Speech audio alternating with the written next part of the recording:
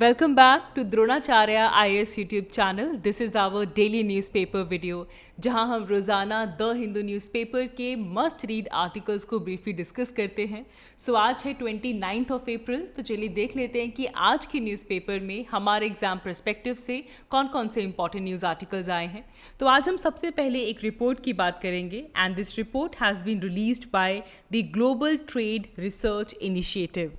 और इस रिपोर्ट में बेसिकली इंडिया और चाइना का जो ट्रेड रिलेशन है उसमें क्या सिग्निफिकेंट चेंजेस हुए हैं, हम उसके ऊपर फोकस करने वाले हैं।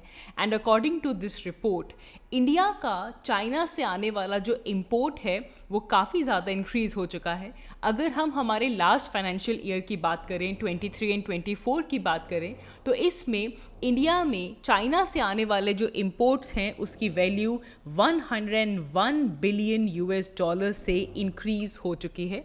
और वहीं हम जो एक्सपोर्ट करते हैं चाइना को, एक्सपोर्ट हमारा कहीं ना कहीं स्टैग्नेंट ही रहा है। तो किस तरीके से हमारे पास इंक्रीज़ और डिक्रीज़ हुआ है, वो कौन कौन से ऐसी कमोडिटीज़ हैं जहाँ पे हम सबसे ज़्यादा इंपोर्ट कर रहे हैं चाइना से, वो हम पिक्चर यहाँ पे क्लियर करेंगे। बिकॉज अक्सर जब भी हम ये बात करते हैं कि हम चाइना से इंपोर्ट करते हैं तो एक चीज़ जो हमारे माइंड में आती है वो यही होता है कि हम इलेक्ट्रॉनिक आइटम्स जो हैं, जो इलेक्ट्रिकल प्रोडक्ट्स हैं, वही ज़्यादातर इंपोर्ट करते हैं। लेकिन इस रिपोर्ट के थ्रू हम एक क्लैरिटी लेंगे कि हमारे इंडियन इकोनॉमी में वो और कौन कौन सी कमोडिटीज़ हैं और उसमें कितना शेयर हम चाइना से इंपोर्ट करके अपनी डिमांड का पूरा करते हैं, तो वो भी हम यहाँ पे सिग्निफिकेंटली देखेंगे। अपार्ट फ्रॉम दैट हम बात करेंगे आज नेशनल ह्यूमन राइट्स कमीशन के बारे में। बिकॉज रिसेंटली एक मीटिंग होने वाली है जिनेवा में जहाँ पे हमारी national human rights commission NHRC की जो उसके ऊपर डिसीजन लिया जाएगा कि हमारी ये जो ह्यूमन राइट्स बॉडी है इसे A स्टेटस दिया जाए, इसको रिटेन किया जाए। तो इसे लेकर हमारी जो एक्रीडिटेशन का जो स्टेटस है इसका एक रिव्यू टेस्ट इस हफ्ते होने वाला है। तो क्या यहाँ पे इश्यूज़ रहे हैं, क्या हिस्ट्री रही है हमारे एक्रीडिटेशन की और क्यों इसकी रिव्यू की बात हो रही है, तो वो हम पूरा कॉन्सेप्ट यहाँ पे एक बैक स्टोरी, एक बैकग्राउंड यहाँ पे हम NHRC का क्लियर करेंगे। इसके अलावा आज के हमारे न्यूज़पेपर में कैरियर एविएशन की सिग्निफिकेंस की बात की गई। स्पेशली यहाँ पे हम फोकस में लेकर आएंगे INS विक्रांत को। वी विल सी कि किस तरह INS विक्रांत की जो सक्सेस है वो इम्पॉर्टेंट क्यों थी और किस तरीके से INS विक्रांत के डेवलपमेंट में एक पर्टिकुलर काइंड ऑफ स्टील जो था उसकी डेवलपमेंट होती है। एंड इसकी पूरी सक्सेस को जानेंगे। And then will also see that India is now on the way to get our third aircraft carrier. ठीक है, and why it is important for India to have such aircraft carrier, हम carrier aviation के ऊपर इतना focus क्यों कर रहे हैं, तो उस डिफेंस परस्पेक्टिव से हम यहाँ पे इसकी डिस्कशन करेंगे। एंड लास्टली एंटी साइक्लोन्स का क्या रिलेशन है वार्मिंग को लेकर, हीट वेव्स को लेकर, that we will see. Because हमने देखा कि जो हमारा लास्ट ईयर था 2023 उसमें रिकॉर्ड वार्मिंग हुई है और अभी तक उसे पूरे तरीके से एक्सप्लेन नहीं किया गया कि अपार्ट फ्रॉम एल नीनो के अलावा वो और कौन कौन सी वजहें थी जिसकी वजह से पिछला साल 2023 इतना ज़्यादा वार्म था। तो यहाँ पे कहीं ना कहीं एंटी साइक्लोन का जो कॉन्सेप्ट है उसे हम समझेंगे कि किस तरीके से एंटी साइक्लोन को हीट के साथ जोड़ा जाता है और कैसे जो हीट वेव्स हैं वो एम्पलीफाई होती हैं। तो ये कॉन्सेप्ट हम यहाँ पे क्लियर करेंगे। So without further ado let's start with this video. And अगर आपको ये डेली न्यूज़पेपर वीडियो का इनिशिएटिव अच्छा लगता है, please do like and comment below and also watch this video till the end. तो चलिए शुरुआत करते हैं हमारे पहले आर्टिकल के साथ, जो कि इंडिया और चाइना का जो ट्रेड रिलेशन है उससे सिग्निफिकेंटली यहाँ पे शो करता है, रिवील करता है। तो सबसे पहले कुछ इंपॉर्टेंट वैल्यूज़ के ऊपर ध्यान देते हैं। ठीक है ना, अगर हम इंपोर्ट की बात करें तो चाइना से हम जो इंपोर्ट करता है, चाइना से जो इंडिया में इंपोर्ट आता है उसकी जो वैल्यू है वो सिग्निफिकेंटली इंक्रीज हुई है। मतलब अगर 2018 और 19 के फाइनेंशियल ईयर की बात करें तो तब लगभग हमारा जो इंपोर्ट आ रहा था चाइना से वो 70 बिलियन के आसपास था, लेकिन अब 70 बिलियन यूएस डॉलर्स के आसपास था। लेकिन अगर हम लास्ट ईयर की बात करें, 2023 एंड 24 फाइनेंशियल ईयर की बात करें, तो इसमें हमारे इंपोर्ट्स 101 बिलियन डॉलर्स का जो मार्क है उसे क्रॉस कर चुके हैं। तो पहली बात तो ये, ठीक है। एंड इसमें भी जो हमारी कंट्री में जो इंडस्ट्रियल गुड्स में जो इंपोर्ट हो रहा है, दैट हैज़ सिग्निफिकेंटली राइजन। अगर हम पिछले 15 सालों की बात करते हैं तो उसके अंदर इंडस्ट्रियल गुड्स की जो कैटेगरी है, इंडस्ट्रियल गुड्स के अंदर जो इंपोर्ट है वो काफ़ी ज़्यादा बड़ा है, और यहीं पे चाइना के भी इंपोर्ट्स यहाँ पे आते हैं, ठीक है। सो इवन ये भी कहा जा रहा है, जो रिपोर्ट आई है ग्लोबल ट्रेड रिसर्च इनिशिएटिव की, इसके अकॉर्डिंग चलो 2018-19 के कंपैरिजन में देख रहे हैं तो इंपोर्ट इंक्रीज हुआ है, लेकिन ये रिपोर्ट ये भी इंडिकेट कर रही है कि आगे आने वाले सालों में ये इंपोर्ट और भी ज़्यादा बढ़ने वाला है, राइट। तो अगर हम पिछले 15 सालों में देखें तो चाइना से जो हम गुड्स इंपोर्ट करते हैं, सिर्फ चाइना से उनका रेट 2.3 टाइम्स से इंक्रीज हुआ है as compare to our total imports. हमारे टोटल इंपोर्ट्स इतने नहीं बढ़े जितने सिर्फ और सिर्फ चाइना से आने वाले इंपोर्ट्स जो हैं वो 2.3 टाइम्स बढ़ चुके हैं, ठीक है जी। तो हमारे इंडस्ट्रियल सेक्टर में काफ़ी ज़्यादा चाइनीज़ इंपोर्ट्स आ रहे हैं। दे आर मेजर सेक्टर्स जो आते हैं, जिसमें मशीनरी एक बड़ा सेक्टर है जिसमें 39.7% इंपोर्ट्स जो है वो चाइना से आ रहे हैं।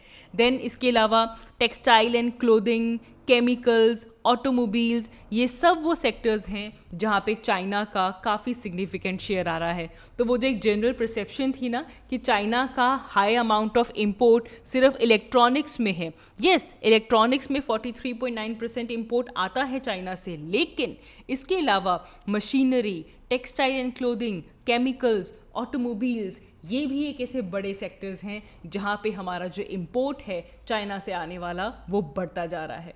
अब देखिए यहाँ से एक बड़ा कॉज ऑफ कंसर्न क्या है, जितना हमारा इंपोर्ट बढ़ता जा रहा है उतना ही हमारा जो ट्रेड डेफिसिट है चाइना के साथ वो भी बढ़ता जा रहा है, क्योंकि हम चाइना से इंपोर्ट तो बढ़ा रहे हैं लेकिन हमारे एक्सपोर्ट में इतना बड़ा इंक्रीज नहीं हो रहा है।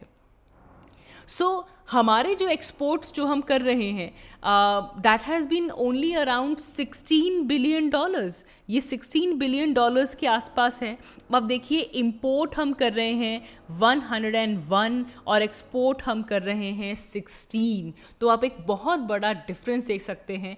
इंपोर्ट्स ऑलरेडी बढ़ चुके हैं और ट्रेड डेफिसिट जो है वो तकरीबन 387 बिलियन डॉलर्स का ओवर द 6-year पीरियड हो चुका है।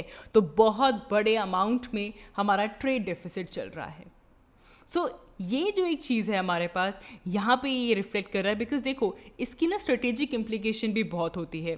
This is showing are dependency और चाइना, दिस इज एंड ये जो हमारी डिपेंडेंसी है ये सिर्फ इकोनॉमिक टर्म्स में ही नहीं है, इसका इफेक्ट हमारी नेशनल सिक्योरिटी डायमेंशंस के ऊपर भी होता है। तो ये क्लियरली यहाँ पे रिफ्लेक्ट किया गया है by this particular study.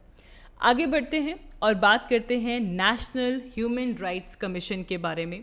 Now national human rights commission news में इसलिए है बिकॉज एक क्रिटिकल असेसमेंट होने वाली है, ठीक है। हमारे यहाँ जो नेशनल ह्यूमन राइट्स कमीशन है इसका एक असेसमेंट होने वाली है, and this assessment would be done by the global alliance of National Human Rights Institutions, Global Alliance of National Human Rights Institution, and इन्होंने लास्ट ईयर कुछ ऑब्जर्वेशंस की थी हमारे नेशनल ह्यूमन राइट्स कमीशन को लेकर, दैट हमारा जो national human rights commission है जब इसकी असेसमेंट की गई तो कुछ चीज़ों को पॉइंट आउट किया गया।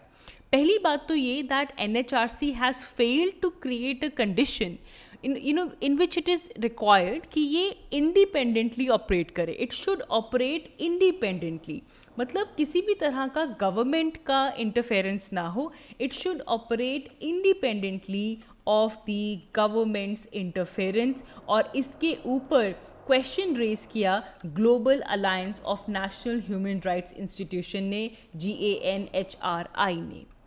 पहली चीज़ तो ये। इसके अलावा एक और बड़ा क्वेश्चन जो यहाँ पे हमारे NHRC की वर्किंग में लिया गया वो ये था दैट हमारी जब कोई प्रोसीजर होता है तो उसमें पुलिस ऑफिसर्स की इन्वॉल्वमेंट होती है।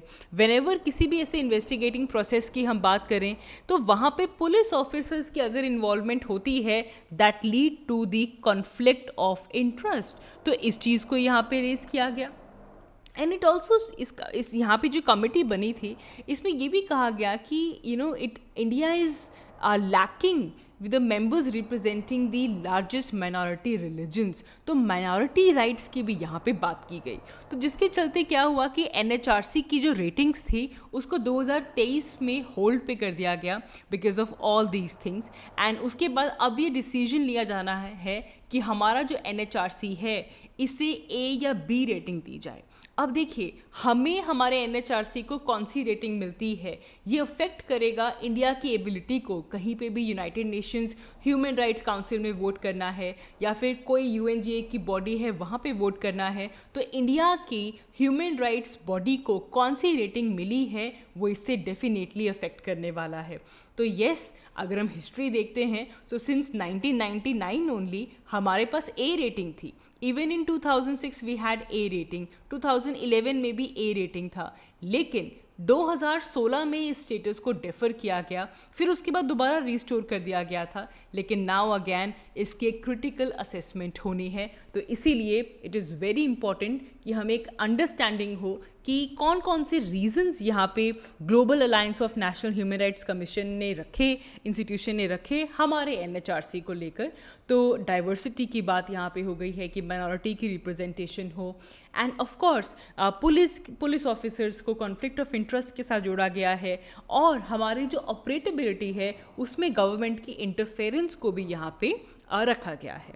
ठीक है, तो ये जो A स्टेटस है उसकी यहाँ पे बात हो रही है। तो हमारे पास यहाँ पे एक आता है यूनाइटेड नेशंस पेरिस प्रिंसिपल। ये हमारी यूनाइटेड नेशंस जनरल असेंबली ने अडॉप्ट किया था, जिसके बेसिस पे जो नेशनल ह्यूमन राइट्स इंस्टीट्यूशंस हैं कुछ बेंचमार्क सेट किए गए, जिसके बेसिस पे ये रेटिंग जो है वो दी जाती है, और उसी रेटिंग की यहाँ पे हम बात कर रहे हैं। ठीक है, सो NHRC को A रेटिंग मिली हुई थी, 1999 में मिली, 2006 में भी थी, 2011 में भी थी, 2016 में पहले डिफ़र कर दी गई थी, लेकिन उसके बाद 2017 में फिर से मिल गई थी, लेकिन अब इसे दोबारा से असेस किया जा रहा है। सो that is this news all about. So NHRC is important. ये हमारे इंडिया की एक इंडिपेंडेंट स्टैट्यूटरी बॉडी है, एंड इसे प्रोटेक्शन ऑफ ह्यूमन राइट्स 1993, जिसको लेटर अमेंड किया गया 2006 में, उसके बेसिस पे से इस्टेब्लिश किया गया है। तो याद रखेंगे NHRC is your independent statutory body. आप बहुत डिटेल में NHRC के बारे में अपनी पॉलिटी की क्लासेस में पढ़ते हैं, तो ये इसका जो स्टेटस है वो आपको पता होना चाहिए। बेसिकली इंडिया में ह्यूमन राइट्स को लेकर NHRC एक वॉच डॉग के जैसे एक्ट करती है। कहीं पे भी कोई ऐसी बात हो, any rights which are related to the life, which are related to the liberty, जहाँ पे इक्वालिटी का क्वेश्चन आ जाए, जहाँ पे डिग्निटी का क्वेश्चन आ जाए, जो सब हमारा कॉन्स्टिट्यूशन हमें ग्रांट करता है, इन सभी मुद्दों के ऊपर NHRC एक वॉच डॉग के जैसे रहता है। ठीक है जी, तो इसके ऊपर इसकी रेटिंग की जो है वो रिव्यू होने वाला है दिस वीक। तो इसलिए ये न्यूज़ में है, क्या रिव्यू होता है, क्या बड़ी डिस्कशंस होती हैं, जब वो न्यूज़ में आएगा हम इसे दोबारा डिस्कस करेंगे। आगे बढ़ते हैं। सो नेक्स्ट हमारे पास बात की गई है INS विक्रांत के ऊपर फोकस किया गया। लास्ट मंथ हमें एक शोकेस किया गया इंडियन नेवी के द्वारा, जिसमें हमारा जो INS विक्रमादित्य है और INS विक्रांत है, इन्होंने आपस में मिलकर एक ट्विन कैरियर ऑपरेशंस किए, जिसमें MiG-29 के फाइटर जेट्स जो थे वो साइमल्टेनियसली दोनों ही INS से टेक ऑफ कर रहे थे और लैंड कर रहे थे। इट डेमोन्स्ट्रेटेड कि हमारी किस लेवल पे एबिलिटी पहुंच चुकी है when it comes to the carrier aviation, because दुनिया भर में कुछ ही मुट्ठी भर ऐसे कंट्रीज़ हैं जिनके पास ऐसी एबिलिटी है। और यहाँ पे हम खास तौर पे फोकस करने वाले हैं INS विक्रांत के बारे में, बिकॉज INS विक्रांत इंडिया का इंडिजीनियसली डिज़ाइंड, कंस्ट्रक्टेड हमारा कैरियर है, जैसे कि 2022 में इंडियन नेवी के अंदर कमीशन किया गया था। And Indian INS Vikrant is now fully operational, fully integrated, और ऑपरेशनल साइकिल्स के अंदर इसको बहुत ही रिकॉर्ड टाइम के अंदर इसकी ऑपरेशन जो है वो शुरू हो चुका है। तो जहाँ से ये पूरी डिस्कशन शुरू हो रही है, जिसमें हम कैरियर एविएशन की जो सिग्निफिकेंस है उसके ऊपर कुछ मेन बातें यहाँ पे करने वाले हैं। देखिए, INS विक्रांत हमारा इंडिजीनियसली डेवलप्ड एयरक्राफ्ट कैरियर है। एंड यहाँ पे जब INS विक्रांत की डेवलपमेंट हुई है, ये इंडिया की जो वॉरशिप बिल्डिंग है उसके लिए एक बहुत बड़ा माइलस्टोन है। बिकॉज जब इसकी डेवलपमेंट हो रही थी तब एक बहुत ही क्रूशियल डिसीजन लिया गया, that was on the worship grade steel. क्योंकि पहले क्या था कि जो वॉरशिप की जो ग्रेड स्टील होती है वो हम रशिया से प्रोक्योर करते थे, लेकिन उसके बाद ये डिसाइड किया गया कि नहीं, अब जो हमारी वॉरशिप ग्रेड स्टील जो है वो इंडिया में ही डेवलप की जाएगी, इंडिया में ही प्रोड्यूस की जाएगी। और इसे लेकर हमारी जो सेल है, स्टील अथॉरिटी ऑफ इंडिया, हमारी DRDO और इंडियन नेवी, इन तीनों ने कोलैबोरेट करके इंडिया को हमारी स्टील ग्रेड जो वॉरशिप का जो जो ग्रेड की जो स्टील यूज़ होती है उसे डेवलप किया गया, एंड जिसे कहा जाता है DMR 249 steel. Very very very important. ये एक कमर्शियल डिसीजन के तौर पे आया, जिसमें अब इंडिया के अंदर जो DMR 249 स्टील है, इंडिया में कोई भी वॉरशिप अगर डेवलप होती है तो उसकी कंस्ट्रक्शन के लिए हमारी इंडिजिनसली डेवलप्ड, हमारी इंडिया की प्रोड्यूस्ड DMR 249 स्टील को यूज़ किया जाता है। ठीक है, तो इससे हमारी शिप बिल्डिंग इंडस्ट्री को बहुत बड़ा फ़ायदा हुआ है। And for the very first time एक 3D मॉडल बनाया गया, और नेवी वॉरशिप डिज़ाइन ब्यूरो जो है और CSL, इन्होंने मिलकर INS विक्रांत के ऊपर काम किया और INS विक्रांत को लॉन्च किया और इंडियन नेवी में इसे कमीशन किया। ठीक है जी, so that is something which I wanted कि एक तो ये स्टील के बारे में आपको ज़रूर पता होना चाहिए, जिसने कि हमारी इंडिया की शिप बिल्डिंग में, वॉर शिप बिल्डिंग में एक बहुत बड़ा चेंज जो है वो INS विक्रांत की वजह से आया है। एंड अगर हम INS विक्रांत की कैपेबिलिटीज़ की बात करें, so they are huge. It can operate an air wing of 30 aircrafts. इसके अंदर एक short take off but arrested recovery, जिसे स्टोबार मेथड कहते हैं, वो भी यहाँ पे इसमें यूज़ किया जाता है, जिससे कि एयरक्राफ्ट्स को लॉन्च किया जा सकता है और रिकवर किया जा सकता है। एंड ये एक बहुत बड़ी चीज़ है। इसका फ्लाइट डेक जो है वो बहुत एडवांस है। So it has great capabilities. Present day technology के हिसाब से जो सब पॉसिबल हो सकता है वो सब विक्रांत में है। लेकिन एक बात आप देखिए, जो प्रेजेंट विक्रांत है that was the first carrier built in our country, and इसकी लॉन्ग हिस्ट्री है। बिकॉज इनिशियली विक्रांत जो था वो हमारे पास पहला कैरियर था जो हमने UK से परचेज़ किया था 1961 में, जो इंडिया आया, और जिसकी वजह से 1971 की वॉर में उस विक्रांत ने एक बहुत इंपॉर्टेंट रोल प्ले किया।